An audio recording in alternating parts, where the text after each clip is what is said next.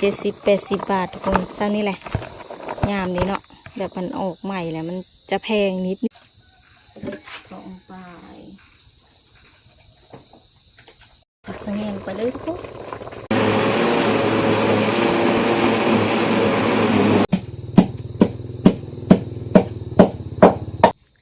สบายดีพ่อแม่ไอ้น้องเบิร์ดคนเด้อมาพบกับสาวสีและเซกาเซเกอร์สาวสีไส้บะทองสบายดีตอนเช้าทุกคนตอนนี้เป็นเวลาอยู่6:30นะทุกคนเนาะพอดีสีไปตลาดตอนเช้าทุกคนแหละตอนไปกับโบฮูว่าเขาเซตเมนูอย่างนั้นนะทุกคนเนาะก็เลยไปแล้วพัดไปเจอทุกคนไปเจออันนั้น ไปเจอนี่อันนี้เป็นหน่อไม้นะทุกคนเนาะหน่อไม้เกษตรนะทุกคนบ่ฮู้ว่าอยู่แขวงอื่นสิมีหรือบ่ส่วนหลายคือว่ามีแต่อยู่แขวงคำม่วนนะทุกคนเนาะแขวงอื่นน่าจะบ่มีนี่หน่อไม้เกษตรอันนี้แม่นเขาปอกแล้วทุกคนเขาปอกแล้วแต่ว่ามันยังมีอันนี้ก็ยังสิมาปอกอีกเนาะแบบเขาใบแบบพอให้มันนั่นปอกสบายค่ะนะนี่อันนี้สิซื้อถุงหนึ่งนะทุกคนถุงหนึ่ง50,000 กีบ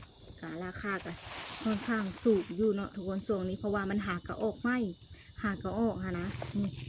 จะได้ประมาณนี้นะโบราณพอทำมาโปกแล้วมาเบิ่งกันว่ามันสิได้เท่าไหร่นี่สิโปกทุกคนโล50,000 กีบนะตกเงินบาทประมาณ70 บาทนี่แหละ70 บาท80 บาทโล80 บาทเท่านั้น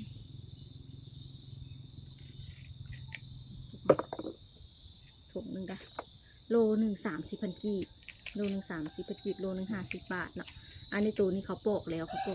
เลยใส่ถุงแต่จักสีฮอดโลหรือบ่ยันประมาณโลหนึ่งแหละเพื่อเขาโปกเนี่ยนี่หน่อไม้อันนี้กะมาจากเมืองอื่นเลยทุกคนเลยเมืองเซาซีอยู่ค่ะยังบ่ออกจักเละอันมันอยู่แบบแถวโนกค่ะนะแถวโนกก็น่าจะออกแล้วแต่มันยังออกบ่หลายนะเขาก็กินอยู่นะแต่ว่าอยู่แถวสีค่ะบ่มีแล้วทุกคนก่อนหน่อไม้เกษตรแบบนี้ค่ะอยู่บ้านชาวสีบ่มีแล้วบ้านสีลายนี่เนาะบ่มีเพราะว่าเขาถางมาแล้วทุกคนตะกี้ค่ะพอมีอยู่ตะกี้ค่ะพอมียามนี่ก็คือไปหาเลยแบบมันออกแล้วบ่เป็นขนาดสงสัยนะไปหาก็ได้เลยยามนี่บ่มีคนหาอย่างเพราะว่าโกมันถูกทำลายไปหมดแล้วหน่อไม้เกษตรจะเป็นนอน้อยๆเป็นทุกคน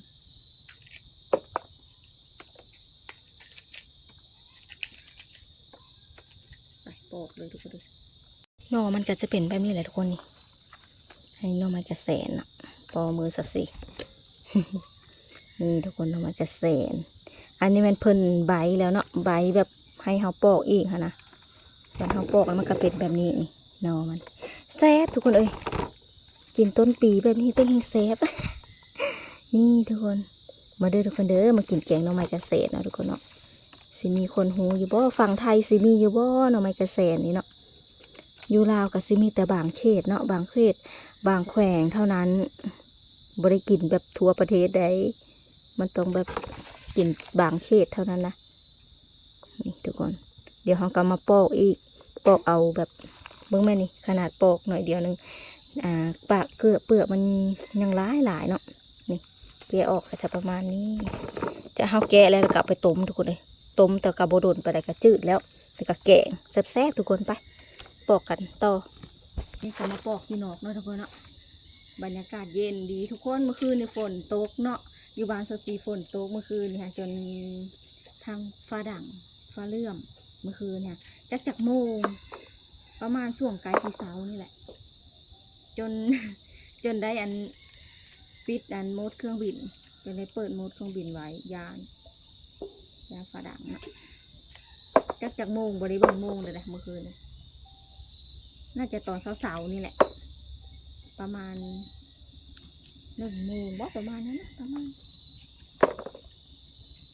พอแกงทุกคนแกงเป็นอาหารเช้าสักทีเลยเหมือนก่อนสิไปหาเนาะ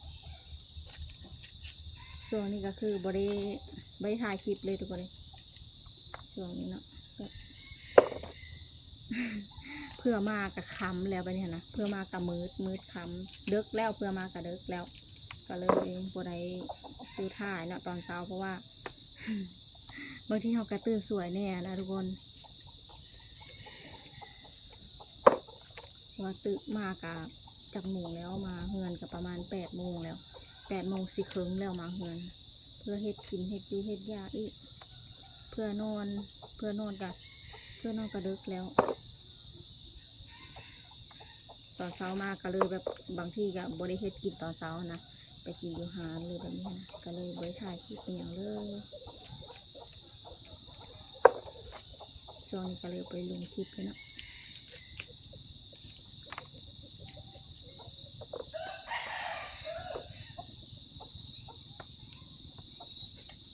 ปอกเข้าไปทุกคนขนาดซื้อตัวที่เขาปอกแล้วได้นะก็เสิร์ชว่าซื้อตัวที่เขายังพันปอกตัวเขายังไปปอกครับโล30 บาทกี่50 บาทสาลี50 บาท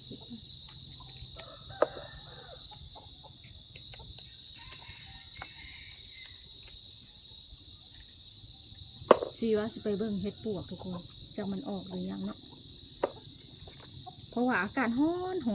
เมื่อวานเนี่ยร้อนเอาขนาดเลยเมื่อวานเนี่ยเมื่อซืน2-3 มื้อแล้วมันเอาอยู่เฮือนซีเฮ็ดปวกยังไม่ได้ออกนะ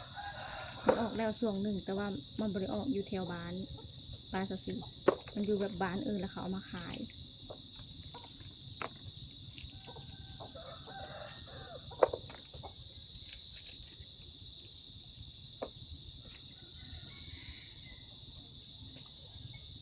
แต่ตลาดเมื่อเช้านี่หาผักสะแยงบ่เห็นทุกคนเอามาแกงใส่หน่อไม้นี่เลยบ่เห็นอยู่ตลาดโอ้ก็เลยไปตลาดทางในบัดนี้ค่ะเมื่อเช้านี้ไปตลาดเช้าเลยจ้ะได้เห็นหน่อไม้กระแสซื้อหน่อไม้กระแสแล้วแหละลืมผักสะแยงแล้วก็บ่มีมันบ่มีเลยก็เลยมาซื้ออยู่ตลาดทางในเพื่อนนะตลาดทางในที่สีถ่ายคลิปลงแล้วแหละมีแล้วผัดกำลังขี่รถเมื่อผัดลืมนะทุกคนลืมยานางขาดยานางนี่บ่ได้เลยบ่แซ่บเลยขาดยานางก็เลยแวะซื้ออยู่ร้านทางแถวทางแหละทางมาแหละก็เลยแวะซื้อก็เลยได้แล้วกันได้พักอันนั้นนำได้พักมักย้อมมักได้ย้อมมักนำยอดฟักทองแกงใส่แซ่บ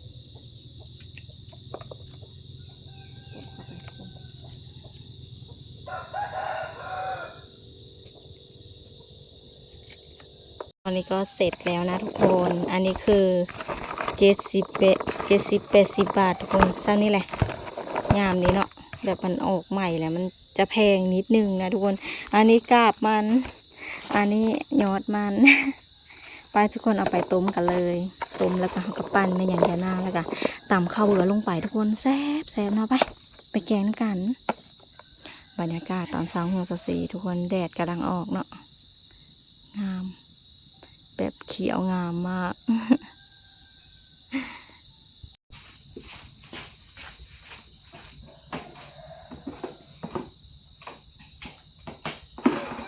เราปั่นยานานกัน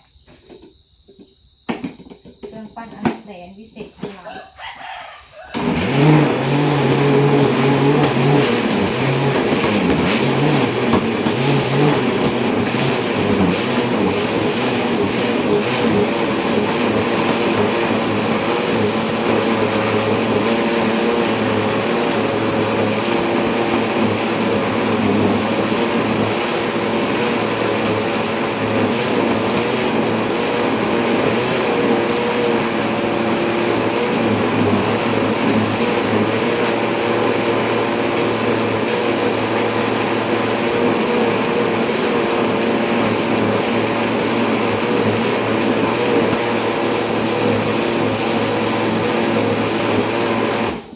เรียบร้อยทุกคน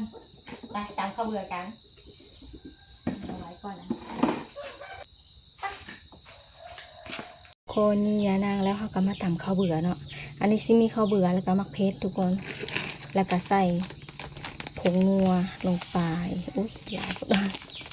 แล้วก็ตำทุกคนตำข้าวเบื่อทุกคน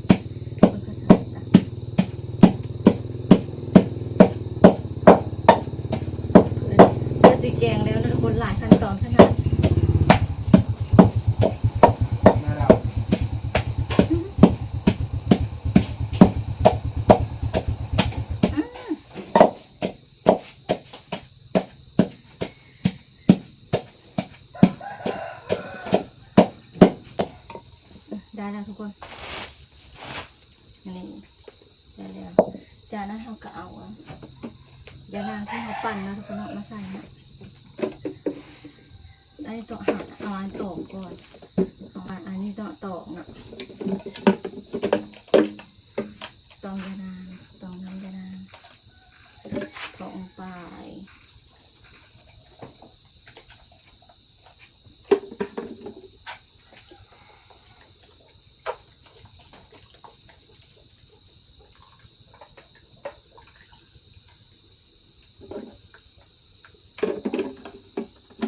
น้ำแลนางเราก็จะข้นแบบนี้เลยทุกคนผสมกับข้าวเบื่อนะนี่คนๆแบบนี้เลยจากนั้นก็ทอกใส่หน่อไม้ที่เราต้มเลยทุกคนทุกเดือนอันนี้ก็เป็นหน่อไม้ค่ะทุกคนอ่ะนี่หน่อยเดียว150 กีบทอกน้ำข้าวเบื่อลงไปเลยทุกคนคนแบบนี้เลยจ้ะยังอยู่ได้น้ำมันเลยน้ำจะนางคนมันจะแซ่บไป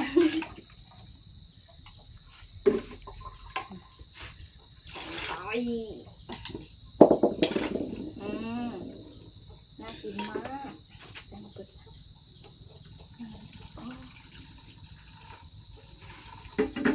30 กีบหน่อยเดียวนี่ได้โตให้มันถึงรสชาติทุกคนเนาะน้ำยานางนี่เป็นน้ำสมุนไพรเด้อกินแล้วติดใจเรียบร้อยไปใส่เลยทุกคน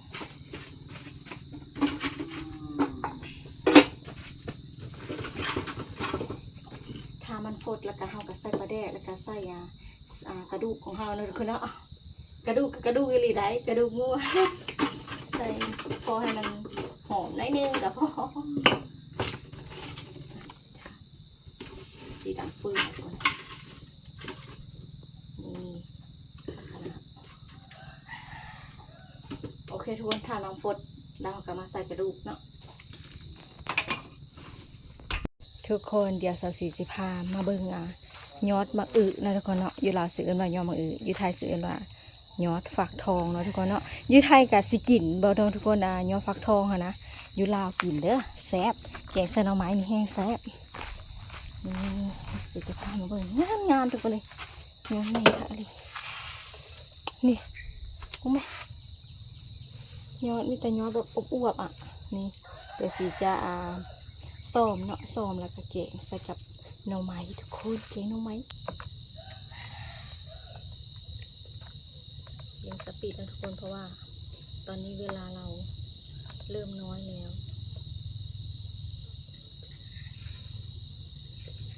เอามือปอกกับสะดาดหักกันเลยเนาะเพราะว่าย้อมันอ่อน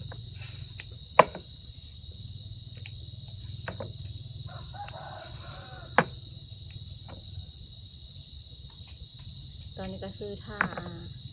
แกงฟดแล้วทุกคนเนาะฟดแล้วก็เอากระดูกลงไปเลยกระดูกลงไปกับกระเดกลงไป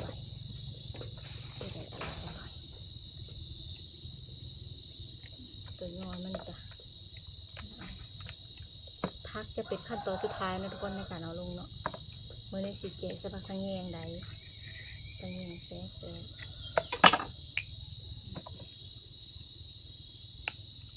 กินหมายปีเหรอเนาะกินแกงหน่อไม้จะแซ่บกินหมายปี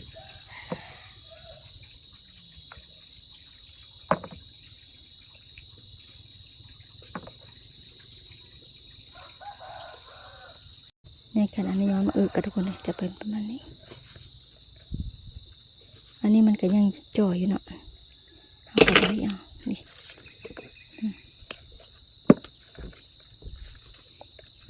อันนี้ก็เด็ดเอาเลยสายอันนี้มันก็เสพแท้ๆ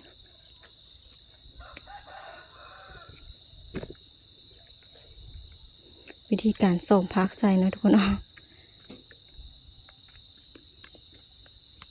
แกงจืดกับแซ่บเลยยอฟักทองเลยตอนมันหลายจนแกงจืดเด็ดออกเลยมีอยู่กับบุยักใส่เอามือใส่มันจังคัก นี่ทุกคน จะได้ประมาณนี้เนาะจากนั้นเขาก็เอาไปล้างแล้วก็เกี่ยมลงใส่หม้อทุกคนจากนั้นเขาใส่กระดูกอีหลีได้ฟดแล้วนำนัวมันเอาลงไปจากนั้นก็ใส่ปลาแดกทุกคนแบบนึงนะปอจากนั้นก็ใส่ปลาแดกลงไปเลยแม่บุญล้ำ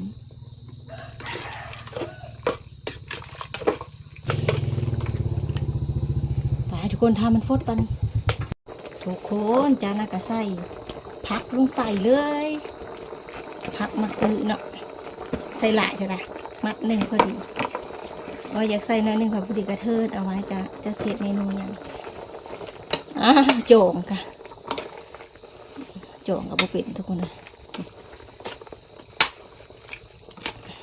โอ้โหน้ำเกือบไม่มีเลย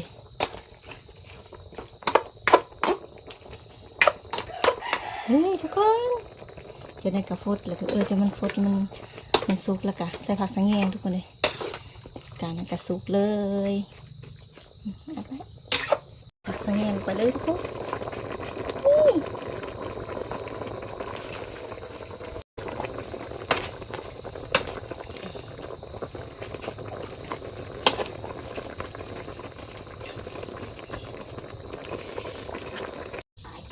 คน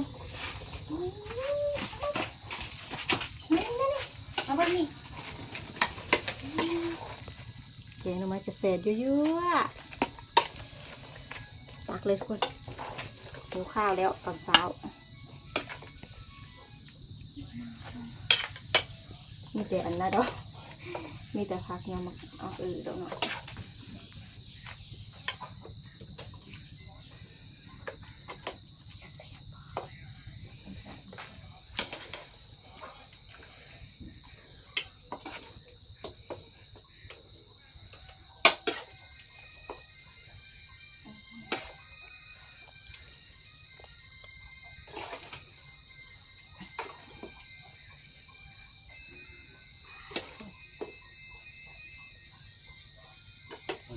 ทุกคน